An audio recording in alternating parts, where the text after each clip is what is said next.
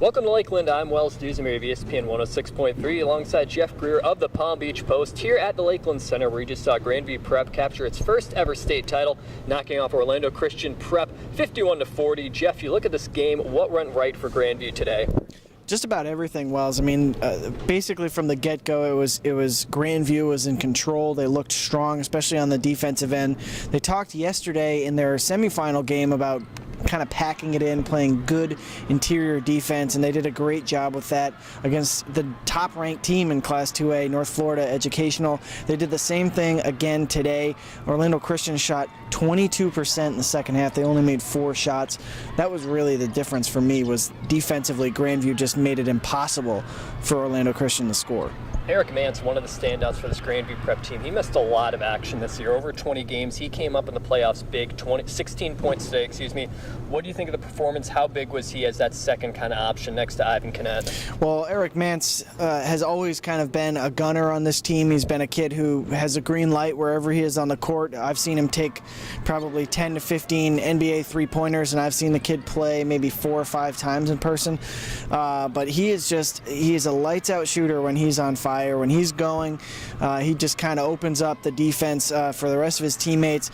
Today, Ivan Kinnett kind of set the table there in the first half, kind of slashing. He hit a few jump shots, but Mance really just came out gunning.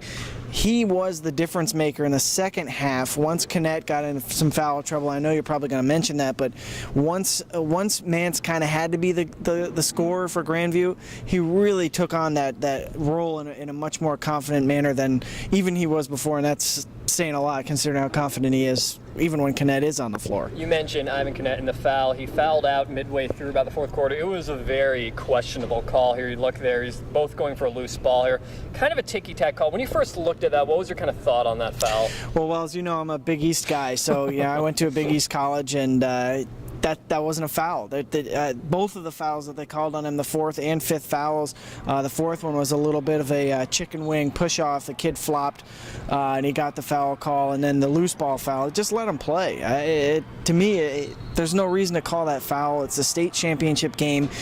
Unless a kid gets mugged at this level, just let him play. And I really felt like they put the game in the referee's hands by making those calls, and it just kind of hurts the flow of the game too. So I was disappointed with that call. I thought that Grandview was really going to struggle, so credit them for turning what was a 6-point lead when Kinnett fouled out. It got down to 3, and they extended it back out to 11, so they kind of banded together after the fouling out. And you mentioned that at that point it looked like it could be disastrous at a point. They were struggling the ball, turning the ball over there. It's a 3-point game.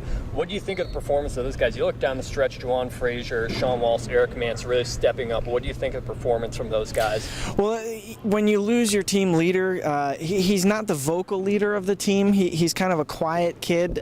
Sometimes it seems like Ivan may not necessarily be listening. He kind of just goes with whatever he's doing.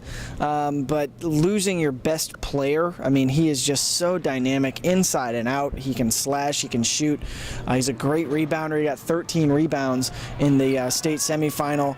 He had 6 in the first half tonight. So for the rest of those kids, Frazier, like you said, was great handling the ball. He struggled a little bit with that yesterday. Today he was a lot better.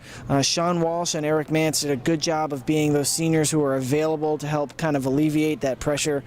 And they didn't really put their foot on the gas, but they didn't break the game. Yeah, they just kind of coasted in that fourth quarter, and defensively, again, was really where they made the difference. They go on to win that one 51-40 as they put it after the game. The Grandview curse is over. 7 straight trips to Lakeland without coming home with the title, but they can't say that anymore. Yes. And that's going to do it for us right here from Lakeland, Florida. Grandview Prep topping Orlando Christian Prep 51-40.